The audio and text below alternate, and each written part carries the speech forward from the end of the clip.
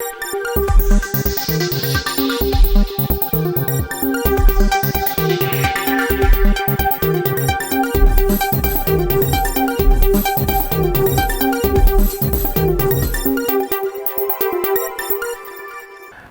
നിളയോര വിശേഷങ്ങളിലേക്ക് സ്വാഗതം. ഏറെക്കാലത്തെ കാത്തിരിപ്പിന് ശേഷം പട്ടാമ്പി താലൂക്ക് ആശുപത്രിയിലെ ഡയാലിസിസ് യൂണിറ്റ് പ്രവർത്തനം ആരംഭിക്കുന്നു. തിങ്കളാഴ്ച മുതൽ ഡയാലിസിസ് ആരംഭിക്കും. മന്ത്രി വീണ ജോർജ് യൂണിറ്റിന്റെ ഉദ്ഘാടനം നിർവഹിക്കുമെന്ന് മുഹമ്മദ് മോഹസിൻ MLA അറിയിച്ചു. ഏറെക്കാലത്തെ കാത്തിരിപ്പിന് ശേഷമാണ് പട്ടാമ്പി താലൂക്ക് ആശുപത്രിയിൽ നിർമ്മിച്ച ഡയാലിസിസ് യൂണിറ്റ് പ്രവർത്തനം ആരംഭിക്കുന്നത്. തിങ്കളാഴ്ച മുതൽ രോഗികൾക്ക് ഡയാലിസിസ് ചെയ്തു തുടങ്ങും. ഇതിന്റെ ഔപചാരികമായ ഉദ്ഘാടനം മന്ത്രി വീണ ജോർജ് നിർവഹിക്കും. പട്ടാമ്പി താലൂക്ക് ആശുപത്രിയോട് ചേർന്നാണ് ഡയാലിസിസ് കേന്ദ്രത്തിന് പുതിയ കെട്ടിടം നിർമ്മിച്ചിരിക്കുന്നത്. ഡയാലിസിസ് ചെയ്യാനാവശ്യമായ രോഗികളെയും ഇതിനകം തെരഞ്ഞെടുത്തിട്ടുണ്ട്. 3 ഷിഫ്റ്റുകളായുള്ള പ്രവർത്തനങ്ങളാണ് ഭാവിയിൽ ഇവിടെ ലക്ഷ്യമിടുന്നത്. വിവിധ ഘട്ടങ്ങളിലായി MLA ഫണ്ടിൽ നിന്നും തുക അനുവദിച്ചാണ് ഡയാലിസിസ് കേന്ദ്രം യാഥാർത്ഥ്യമാക്കിയിരിക്കുന്നത്. തിങ്കളാഴ്ച മുതൽ ഇതിന്റെ പ്രവർത്തനങ്ങൾ ആരംഭിക്കുമെന്ന് മുഹമ്മദ് മോഹസിൻ MLA പറഞ്ഞു. MLAയുടെ നേതൃത്വത്തിൽ അവസാനഘട്ട ഒരുക്കങ്ങളും വിലയിരുത്തി. പട്ടാമ്പി ഡയാലിസിസ് സെന്റർ ദീർഘകാലത്തെ ഇവിടുത്തെ കിഡ്നി പേഷ്യൻസിന്റെ ഒരു ആവശ്യമാണ്. അതിന്റെ ആദ്യഘട്ടം കെട്ടിട നിർമ്മാണത്തിന് MLA ഫണ്ട് ലഭ്യമാക്കി. അതിനുശേഷം അതിന്റെ മറ്റു അനുബന്ധ സൗകര്യങ്ങൾ, പ്രത്യേകിച്ച് മിഷണറി സാധനങ്ങൾക്ക് വേണ്ടിയും MLA ഫണ്ട് ലഭ്യമാക്കി. മിഷണറികൾ വന്നു. ബാക്കി അനുബന്ധ സൗകര്യങ്ങൾക്ക് വേണ്ടി MLA ഫണ്ടും തദ്ദേശ, പ്രത്യേകിച്ച് നഗരസഭയുടെയൊക്കെ ചെറിയ ഫണ്ടുകളും താലൂക്ക് ആശുപത്രിയുടെ ഫണ്ടും എല്ലാം ഉൾപ്പെടുത്തിക്കൊണ്ട് അതിന്റെ എല്ലാ കാര്യങ്ങളും പൂർത്തീകരിച്ചു കഴിഞ്ഞു. ഘട്ടം ഘട്ടമായിട്ടാണ് നമ്മളിവിടെ ഫണ്ട് വെച്ചിരുന്നത്. അപ്പൊ ജനങ്ങൾക്ക് നൽകിയ ആ വാഗ്ദാനം യാഥാർത്ഥ്യമാകുന്ന സന്തോഷം ആദ്യമേ നിങ്ങളെ അറിയിക്കുകയാണ്. ഇവിടെ പേഷ്യൻസിനെ എടുക്കുന്ന പ്രവർത്തനങ്ങൾ വളരെ കൃത്യമായി നടന്നു. യാതൊരു ഇടപെടലും ഇല്ലാതെ വളരെ ശാസ്ത്രീയമായി അവരുടെ ആരോഗ്യ കാര്യങ്ങളും സാമ്പത്തിക കാര്യങ്ങളും പരിശോധിച്ചാണ് രോഗികളെ എടുത്തിട്ടുള്ളത്. അത് ഡയാലിസിസ് പേഷ്യൻസിനെ എടുത്തിട്ടുള്ളത്. ആദ്യഘട്ടത്തിൽ ഇവിടെ കുറച്ച് രോഗികൾക്കാണ് കൊടുക്കുക. അത് ഘട്ടം ഘട്ടമായിട്ടാണ് നമ്മൾ പിന്നീട് വർദ്ധിപ്പിക്കുന്നത്. അപ്പൊ അതിന്റെ ഭാഗമായിട്ട് ആദ്യത്തെ പേഷ്യൻസിനെ എടുക്കുന്ന ദിവസമാണ്, ഡയാലിസിസ് ആദ്യമായി ആരംഭിക്കുന്ന ദിവസമാണ് ഈ വരുന്ന 10-ാം തീയതി തിങ്കളാഴ്ച. അപ്പോ നമ്മുടെ പട്ടാമ്പിയിലെ താലൂക്ക് ആശുപത്രിയിലെ ഡയാലിസിസ് സെന്ററിന്റെ ഔദ്യോഗികമായ ഉദ്ഘാടനവും അന്ന് നിർവഹിക്കാൻ തീരുമാനിച്ചിരിക്കുകയാണ്. കേരളത്തിന്റെ പ്രിയങ്കരിയായ ആരോഗ്യ വകുപ്പ് മന്ത്രി ശ്രീമതി വീണ ജോർജ് അവർകളാണ് 10-ാം തീയതി തിങ്കളാഴ്ച രാവിലെ 9 മണിക്ക് ഈ ഡയാലിസിസിന്റെ പൂർത്തീകരിച്ച് ഉദ്ഘാടനം നിർവഹിക്കുന്നത്. നിങ്ങളെല്ലാവരും ആ ചടങ്ങിൽ പങ്കെടുക്കണം. ഡയാലിസിസ് രോഗികളെ സംബന്ധിച്ചിടത്തോളം ഇത് ചാലുവായി കഴിഞ്ഞാൽ ആദ്യഘട്ടത്തിൽ കുറച്ച് രോഗികളെ 1-2 പേഷ്യൻസിനെടുത്ത് പിന്നെ അടുത്ത ദിവസങ്ങളാവുമ്പോൾ അത് കൂട്ടി 4 ആക്കും, 8 ആക്കും, അങ്ങനെയാണ് വർദ്ധിപ്പിക്കുന്നത്. അപ്പൊ ഇവിടുത്തെ 8 മെഷീനുണ്ട്. 7 മെഷീനിലും ആളുകൾക്ക് കൊടുക്കാൻ ആദ്യം 1 ഷിഫ്റ്റ് ആയിരിക്കും, പിന്നെ 2 ഷിഫ്റ്റ് ആക്കും. ഭാവിയിൽ നമുക്ക് 3 ഷിഫ്റ്റ് ആക്കാനുള്ള കാര്യങ്ങളും ആലോചിക്കുന്നുണ്ട്. അതോടൊപ്പം തന്നെ അത് ആദ്യഘട്ടം തന്നെ 3 ഷിഫ്റ്റോ അല്ലെങ്കിൽ 2 ഷിഫ്റ്റോ അല്ല, ഘട്ടം ഘട്ടമായിട്ടാണ് നമ്മൾ വർദ്ധിപ്പിക്കുക. കാരണം ഇവിടെ ടെക്നീഷ്യൻസും എല്ലാം പുതുതായതുകൊണ്ട് തന്നെ അത് വളരെ കൃത്യമായി നോക്കി തുടക്കത്തിൽ തന്നെ അതിന്റെ കാര്യങ്ങളെല്ലാം ആദ്യ പ്രവർത്തനങ്ങൾ നടക്കണം എന്നുള്ളത് കൊണ്ട് തന്നെ വളരെ സൂക്ഷിച്ചാണ് നമ്മൾ കൈകാര്യം ചെയ്യുന്നത്. മാത്രമല്ല ഭാവിയിൽ നമ്മൾ വിഭാവനം ചെയ്യുന്നത് ഇതിന്റെ മുകളിൽ വലിയൊരു ഹാളുണ്ട്.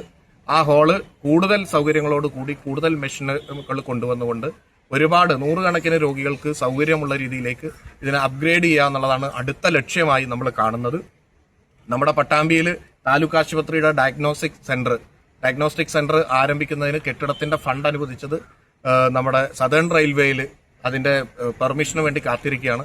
അടുത്ത ദിവസം തന്നെ ചെന്നൈയിൽ നിന്ന് പോസിറ്റീവായിട്ട് അതിന് റിപ്ലൈ വരുമെന്നാണ് നമ്മൾ കരുതുന്നത്. കഴിഞ്ഞ ദിവസം ഇടപെട്ടിരുന്നു. തിരുവേഗപ്പുറയിൽ പുതിയ പാലം നിർമ്മിക്കാൻ ആവശ്യമായ എസ്റ്റിമേറ്റ് തയ്യാറാക്കുമെന്ന് മുഹമ്മദ് മോഹസിൻ MLA പറഞ്ഞു. നിലവിലെ പാലത്തിന്റെ തകർച്ച ഉടൻ പരിഹരിക്കും. പാലത്തിൽ ചരക്ക് ലോറികൾക്ക് മാത്രമായി ഗതാഗത നിയന്ത്രണം ഏർപ്പെടുത്തുകയും ചെയ്തു. പാലക്കാട്, മലപ്പുറം ജില്ലകളെ ബന്ധിപ്പിക്കുന്ന തിരുവേഗപ്പുറ പാലത്തിന് മുകളിൽ വിള്ളൽ രൂപപ്പെട്ടതോടെ വലിയ വാഹനങ്ങൾക്ക് ഏർപ്പെടുത്തിയ നിയന്ത്രണങ്ങളിലാണ് ഇളവ് വരുത്തിയിരിക്കുന്നത്. ട്രാഫിക് റെഗുലേറ്ററി കമ്മിറ്റിയാണ് പുതിയ തീരുമാനവുമായി രംഗത്തെത്തിയത്. ചരക്ക് വാഹനങ്ങൾക്ക് മാത്രമായി നിയന്ത്രണം നിജപ്പെടുത്തി.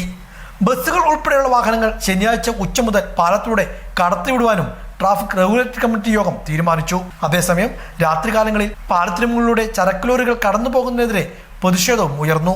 ഇത് തടയുവാൻ കർശനമായ നടപടികൾ സ്വീകരിക്കുവാനും യോഗം തീരുമാനിച്ചു. ഒക്ടോബർ 31-നാണ് പാലത്തിന് മുകളിൽ വിള്ളൽ രൂപപ്പെട്ടത്. തുടർന്ന് ചരക്ക് ലോറികൾക്ക് ആദ്യം നിയന്ത്രണം ഏർപ്പെടുത്തുകയായിരുന്നു. എന്നാൽ 1-ാം തീയതി ചേർന്ന ട്രാഫിക് റെഗുലേറ്ററി കമ്മിറ്റി യോഗമാണ് ബസ്സുകൾ ഉൾപ്പെടെയുള്ള എല്ലാ വലിയ വാഹനങ്ങൾക്കും നിയന്ത്രണം ഏർപ്പെടുത്തിയത്. ഇതോടെ തിരുവേഗപ്പുറയിലും കൊടുമുടിയിലുമെല്ലാം യാത്രാ ദുരിതം ഇരട്ടിയായി. ഇതിനെതിരെയും പ്രതിഷേധങ്ങൾ ഉയർന്നിരുന്നു. കഴിഞ്ഞ ദിവസം ഹൈവേ റിസർച്ച് സംഘം പാലത്തിന്റെ തകർച്ച പരിശോധിക്കാൻ എത്തിയിരുന്നു. തകർച്ച പരിഹരിക്കുന്നതുമായി ബന്ധപ്പെട്ട നടപടികൾ പരിശോധനാ സംഘത്തിന്റെ റിപ്പോർട്ട് ലഭിച്ചതിന് ശേഷമേ ഉണ്ടാവുകയുള്ളൂ. ഈ സാഹചര്യത്തിലാണ് ട്രാഫിക് റെഗുലേറ്ററി കമ്മിറ്റി യോഗം വീണ്ടും ചേർന്നത്. ഈ യോഗത്തിലായിരുന്നു നിയന്ത്രണങ്ങളിൽ ഇളവ് അനുവദിച്ചത്. രാത്രികാലങ്ങളിൽ ചരക്കുവാഹനങ്ങൾ പാലത്തിന് മുകളിലൂടെ പോകുന്നത് തടയുവാൻ കർശന നടപടി സ്വീകരിക്കുവാനും രാത്രിയും പകലും പോലീസിന്റെയും വളണ്ടിയർമാരുടെയും സേവനം ഉറപ്പുവരുത്തുവാനും യോഗത്തിൽ ധാരണയായിട്ടുണ്ട്. മുഹമ്മദ് മൊഹസിൻ MLAയുടെ നേതൃത്വത്തിലായിരുന്നു ട്രാഫിക് സബ് കമ്മിറ്റി യോഗം ചേർന്നത്. തിരുവേപ്പുറ ഗ്രാമപഞ്ചായത്ത് പ്രസിഡന്റ് KK അസീസ്, ഇരുമ്പിളിയം ഗ്രാമപഞ്ചായത്ത് പ്രസിഡന്റ് ഷഹനാസ്, മറ്റു പോലീസ് ഉദ്യോഗസ്ഥർ, PWD ഉദ്യോഗസ്ഥർ തുടങ്ങിയവരും യോഗത്തിൽ പങ്കെടുത്തു. തകർച്ച നേരിടുന്ന പാലത്തിന്റെ സ്ഥിതിഗതികൾ മുഹമ്മദ് മൊഹസിൻ MLAയുടെ നേതൃത്വത്തിൽ സന്ദർശിച്ചു. ഉടൻ തന്നെ ഇത് ഗതാഗതയോഗ്യമാക്കുന്ന നടപടികളുമായി മുന്നോട്ടു പോകുമെന്ന് MLA ഓർമ്മപ്പെടുത്തി. വളരെ വേഗത്തിൽ ഇത് സ്കീം ഉണ്ടാക്കിയതിന്റെ ബാക്കി അറ്റകുറ്റ പണികൾ നടത്തണം. അപ്പൊ അതിന്റെ എസ്റ്റിമേറ്റ് തന്നെ തയ്യാറാക്കി കൊടുത്തുകൊണ്ടിരിക്കുകയാണ്. വളരെ വേഗത്തിൽ അതിന് ഫണ്ട് അനുവദിക്കാനും മറ്റു നടപടി സ്വീകരിക്കാമെന്ന് ബഹുമാനപ്പെട്ട പൊതുമരാമത്ത് വകുപ്പ് മന്ത്രിയും അദ്ദേഹത്തിന്റെ ഓഫീസും അറിയിച്ചിട്ടുണ്ട്. അപ്പൊ അതുമായി ബന്ധപ്പെട്ട കാര്യങ്ങൾ ഉടനെ തന്നെ നടക്കും. പുതിയ പാലം എന്ന് പറയുന്ന കാര്യത്തിന് കൂടിയുള്ള നടപടികൾ സ്വീകരിക്കാനുള്ള കാര്യങ്ങൾ ചെയ്തിട്ടുണ്ട്. പുതിയ പാലത്തിന്റെ എസ്റ്റിമേറ്റ് തയ്യാറാക്കുന്നുണ്ട്. ഇപ്പൊ നിലവിലുള്ള ഇതിന്റെ റിപ്പയറും മറ്റു വർക്കുകളൊക്കെ നടക്കുക മലപ്പുറം ജില്ലയിൽ നിന്നാണ്. നമ്മളെ പാലക്കാട് ജില്ലയെ സംബന്ധിച്ചിടത്തോളം നമുക്ക് ഫണ്ട് അനുവദിക്കാനുള്ള കാര്യങ്ങളൊക്കെ ചെയ്താലും അതിന്റെ മറ്റു വർക്കുകളും മോണിറ്ററിങ്ങും നടക്കേണ്ടത് മലപ്പുറം ജില്ലയിലാണ്. മഞ്ചേരി AXE, തിരൂര് AE ആണ് ഇതിന്റെ ചുമതലയുള്ള ബ്രിഡ്ജിന്റെ. അപ്പൊ അതുമായി ബന്ധപ്പെട്ടുള്ള മറ്റു കാര്യങ്ങളൊക്കെ തന്നെ അവിടുന്ന് നടക്കുന്നുണ്ട് മലപ്പുറം ജില്ലയിൽ നിന്ന്. നമ്മളെ സംബന്ധിച്ചിടത്തോളം ദൈനംദിന കാര്യങ്ങൾ പട്ടാമ്പി മണ്ഡലത്തിലോ അല്ലെങ്കിൽ പാലക്കാട് ജില്ലയിലോ അല്ലാത്തത് കൊണ്ട് നമുക്ക് മോണിറ്റർ ചെയ്യാൻ കഴിയില്ലെങ്കിലും മറ്റു കാര്യങ്ങൾ അതിന് ഫണ്ട് അനുവദിക്കുകയും മറ്റു സാങ്കേതിക കാര്യങ്ങൾക്കുള്ള എല്ലാ കാര്യങ്ങളും ചെയ്തു കൊടുക്കാമെന്നുള്ള കാര്യങ്ങൾ പറഞ്ഞിട്ടുണ്ട്. മജ്ജയും മാംസവുമുള്ള ഇങ്ങനെയൊരു മനുഷ്യൻ ഭൂമിയിൽ ജീവിച്ചിരിക്കുന്നു എന്ന് പറഞ്ഞാൽ വരും തലമുറയ്ക്ക് അത് വിശ്വസിക്കാൻ പ്രയാസമാകും. മഹാത്മാഗാന്ധിയെക്കുറിച്ച് ആൽബർട്ട് ഐൻസ്റ്റീൻ പറഞ്ഞ വാക്കുകളാണ് ഇത്. ഇനി മുതൽ പട്ടിത്തറ പഞ്ചായത്ത് ഓഫീസ് മുറ്റത്തെത്തിയാൽ കാണാം ധ്യാനനിരതനായിരിക്കുന്ന നമ്മുടെ രാഷ്ട്രപിതാവിനെ. പുതുതലമുറയിലേക്ക് മഹാത്മാഗാന്ധിയുടെ ആശയങ്ങൾ പകർന്നു നൽകുക എന്ന ലക്ഷ്യമിട്ട് പട്ടിത്തറ പഞ്ചായത്ത് അങ്കണത്തിൽ സ്ഥാപിച്ച ഗാന്ധി സ്മൃതി നാടിന് സമർപ്പിച്ചു. അധികാരത്തെ സൂക്ഷിക്കുക, അധികാരം മനുഷ്യനെ ദുഷിപ്പിക്കും എന്ന് തുടങ്ങുന്ന ഗാന്ധിയൻ വചനങ്ങൾ ആലേഖനം ചെയ്ത ശിലാഫലകവും ധ്യാനനിരതനായിരിക്കുന്ന രാഷ്ട്രപിതാവും ഉൾപ്പെടുന്നതാണ് ഗാന്ധി സ്മൃതി. കേരള ഗ്രാമവികസന സാനിറ്റേഷൻ സൊസൈറ്റി തൃപ്പൂണിത്തുറയിലെ ഒരു കൂട്ടം കലാകാരന്മാർ ചേർന്നാണ് പഞ്ചായത്തിന് മുന്നിലെ ഗാന്ധി പ്രതിമ സ്ഥാപിച്ചത്. ശില്പി ചേരാസ് രവിദാസ് ആണ് നിർമ്മാണ പ്രവർത്തനങ്ങൾക്ക് നേതൃത്വം നൽകിയത്. 4.5 അടി ഉയരവും ആനുപാതിക വീതിയിലുമായി രാഷ്ട്രപിതാവ് ധ്യാനനിരതനായിരിക്കുന്ന ശില്പമാണ് നിർമ്മിച്ചിരിക്കുന്നത്. കാലപ്പഴക്കത്തെ അതിജീവിക്കാൻ കഴിയുന്ന റെസിൻ ഫൈബർ ഗ്ലാസ് മിശ്രിതം ഉപയോഗിച്ചാണ് നിർമ്മാണം. 15ഓളം കലാകാരന്മാരും ജോലിക്കാരും ചേർന്ന് 25 ദിവസമെടുത്താണ് ഗാന്ധി പ്രതിമയുടെ നിർമ്മാണം പൂർത്തീകരിച്ചത്. ഗ്രാനൈറ്റിൽ നിർമ്മിച്ചെടുത്ത പ്രത്യേക അടിത്തറയ്ക്ക് മുകളിലായാണ് ഗാന്ധി പ്രതിമ സ്ഥാപിച്ചിട്ടുള്ളത്. പട്ടിത്തറ പഞ്ചായത്തിന്റെ വികസന ഫണ്ട്, മെയിന്റനൻസ് ഫണ്ട് എന്നിവ ഉൾപ്പെടെയുള്ള വിവിധ പദ്ധതികളിൽ നിന്നും തുക വകയിരുത്തിയാണ് ഗാന്ധി സ്മൃതിയുടെ നിർമ്മാണം പൂർത്തീകരിച്ചത്. പട്ടിത്തറ പഞ്ചായത്ത് ഓഫീസിന് മുൻപിൽ സ്ഥാപിച്ച ഗാന്ധി പ്രതിമ അനാച്ഛാദനവും ഉമ്മൻചാണ്ടി സ്മാരക ഹാൾ ഉദ്ഘാടനവും നടന്നു. Pattithara panchayat president P. ബാലൻ ഉദ്ഘാടനം നിർവഹിച്ചു. പഞ്ചായത്ത് വൈസ് പ്രസിഡന്റ് സെബു സദക്കത്തുള്ള അധ്യക്ഷത വഹിച്ചു. പഞ്ചായത്ത് മുൻപിൽ സ്ഥാപിച്ച ഗാന്ധി പ്രതിമയിൽ ജനപ്രതിനിധികളും വിദ്യാർത്ഥികളും നാട്ടുകാരും പുഷ്പാർച്ചന നടത്തി. 20 ലക്ഷത്തോളം രൂപ ചെലവഴിച്ചാണ് ഉമ്മൻചാണ്ടി ഹാളിന്റെ നിർമ്മാണം നടത്തുന്നത്. 200 പേർക്ക് ഇരിക്കാനുള്ള സൗകര്യവും ഹാളിനകത്ത് ഒരുക്കിയിട്ടുണ്ട്. K. ശശിരേഖ, KP രാധ, ബാവ മാളിയക്കൽ, അബ്ദുള്ളക്കുട്ടി, AK നന്ദകുമാർ തുടങ്ങിയവർ സംസാരിച്ചു.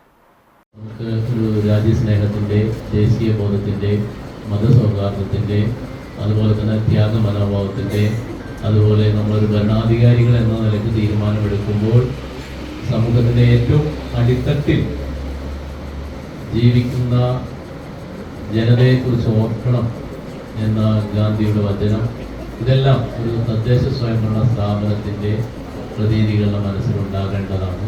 ഇവിടെ നമ്മുടെ ഈ ഹാളിലൊരു പേര് നമ്മളെല്ലാവരും ഏറെ ചർച്ച ചെയ്ത് എല്ലാ മെമ്പർമാരും അഭിപ്രായം പറഞ്ഞ് അങ്ങനെ നമ്മളിതിനെ ആദരണീയനായ കേരളത്തിൻ്റെ മുൻ മുഖ്യമന്ത്രി അന്തരിച്ച ഉമ്മൻചാണ്ടി സാറിൻ്റെ പേരാണ് നമ്മൾ ഈ ഹാളിന് നാമകരണം ചെയ്തിട്ടുള്ളത്. അതിൻ്റെ പ്രഖ്യാപനം നിങ്ങളുടെ എല്ലാവരുടെയും മനസ്സിൻ്റെ അംഗീകാരത്തോടുകൂടി നടത്തിയതായി ഞാൻ അറിയിക്കുകയാണ്. പട്ടാമ്പി ഉപജില്ലാ സ്കൂൾ കലോത്സവത്തിന് തുടക്കമായി. സ്റ്റേജിതര മത്സരത്തോടു കൂടിയാണ് കലോത്സവം ആരംഭിച്ചത്. തിങ്കളാഴ്ച മുതൽ കലാമത്സരങ്ങൾ ആരംഭിക്കും. പട്ടാമ്പി ഉപജില്ലാ സ്കൂൾ കലോത്സവത്തിന് കൊപ്പത്ത് തുടക്കമായി. സ്റ്റേജിതര മത്സരങ്ങളോടെയാണ് കലോത്സവം ആരംഭിച്ചിരിക്കുന്നത്. മണ്ണേങ്കോട് AUP സ്കൂൾ വെച്ചാണ് സ്റ്റേജിതര മത്സരങ്ങൾ നടന്നത്. 1050ഓളം കുട്ടികൾ സ്റ്റേജിതര മത്സരത്തിൽ പങ്കെടുത്തു. ശനിയാഴ്ച രാവിലെ മുതലായിരുന്നു മത്സരങ്ങൾ ആരംഭിച്ചത്. പെൻസിൽ ഡ്രോയിങ്, കാർട്ടൂൺ, കൊളാഷ്, ജലശായം, കവിതാരചന, കഥാരചന, ഉപന്യാസം, പ്രസംഗം, പ്രശ്നോത്തരി, ഗദ്യപാരായണം, തർജ്ജമ, നിഘണ്ടു നിർമ്മാണം തുടങ്ങിയ ഇനങ്ങളിലായിരുന്നു മത്സരങ്ങൾ നടന്നത്. മേളയുടെ കലാമത്സരങ്ങൾ നാളെ തുടങ്ങും. Koppam government vocational higher secondary school വെച്ചാണ് മേള നടക്കുന്നത്. 11ഓളം പ്രധാന വേദികളിലായാണ് നാളെ മത്സരങ്ങൾ നടക്കുക. ആദ്യ ദിനത്തിൽ ചെണ്ട തായമ്പക, ചെണ്ടമേളം, സ്ക്രിപ്റ്റ് ഇംഗ്ലീഷ്, മലയപുലയ ആട്ടം, പുളിയ നൃത്തം, ഇരുള നൃത്തം, പണിയ നൃത്തം, മംഗലം കളി, മിമിക്രി, നാടകം, മൂകാഭിനയം, ഒപ്പന തുടങ്ങിയ പ്രധാന ഇനങ്ങളിൽ മത്സരങ്ങൾ നടക്കും. വൈകിട്ട് 4 മണിക്കാണ് മേളയുടെ ഔപചാരികമായ ഉദ്ഘാടനം നടക്കുക. മുഹമ്മദ് മോസിൻ MLA മേളയുടെ ഔപചാരികമായ ഉദ്ഘാടനം നിർവഹിക്കും. വസിഷ്ഠ മുഖ്യാതിഥിയാകും. 13-ന് കലോത്സവ മത്സരങ്ങൾ സമാപിക്കും. 14-ന് പ്രീ പ്രൈമറി കലോത്സവവും നടക്കുന്നുണ്ട്. നാളെ ഉച്ചയ്ക്ക് 2 മണിക്ക് Koppam government vocational higher secondary സ്കൂളിലെ പൂർവ്വ വിദ്യാർത്ഥി സംഗമവും കലോത്സവവും ഒരുക്കിയിട്ടുണ്ട്. പട്ടാമ്പി ഉപജില്ലാ കലോത്സവത്തിന് മുന്നോടിയായാണ് സ്കൂളിലെ പൂർവ്വ വിദ്യാർത്ഥി കലോത്സവം ഒരുക്കിയിരിക്കുന്നത്.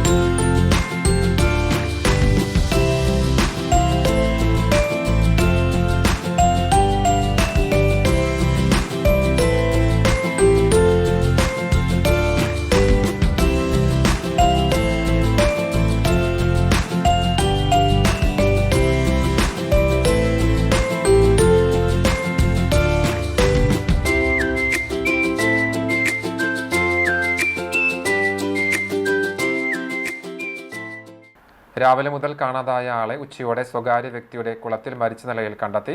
കപ്പൂർ മണ്ണാറപ്പറമ്പ് സ്വദേശി കണ്ടാലായിൽ ബാലകൃഷ്ണനാണ് മരിച്ചത്. 70 വയസ്സായിരുന്നു. ശനിയാഴ്ച രാവിലെ മുതൽ ബാലകൃഷ്ണനെ കാണാതാവുകയായിരുന്നു. തുടർന്ന് വീട്ടുകാരും നാട്ടുകാരും ചേർന്ന് നടത്തിയ തിരച്ചിലിനൊടുവിലാണ് ശനിയാഴ്ച ഉച്ചയ്ക്ക് 2 മണിയോടെ പ്രദേശത്തെ സ്വകാര്യ വ്യക്തിയുടെ കുളത്തിൽ മരിച്ച നിലയിൽ കണ്ടെത്തിയത്. ചാലിശ്ശേരി പോലീസ് സ്ഥലത്തെത്തി തുടർ നടപടികൾ സ്വീകരിച്ചു. മൃതദേഹം പോസ്റ്റ്മോർട്ടം നടപടികൾക്കായി പട്ടാമ്പി താലൂക്ക് ആശുപത്രിയിലേക്ക് മാറ്റി. ഇതോടെ നിലവര വിശേഷങ്ങൾ പൂർണ്ണമാകുന്നു. നമസ്കാരം.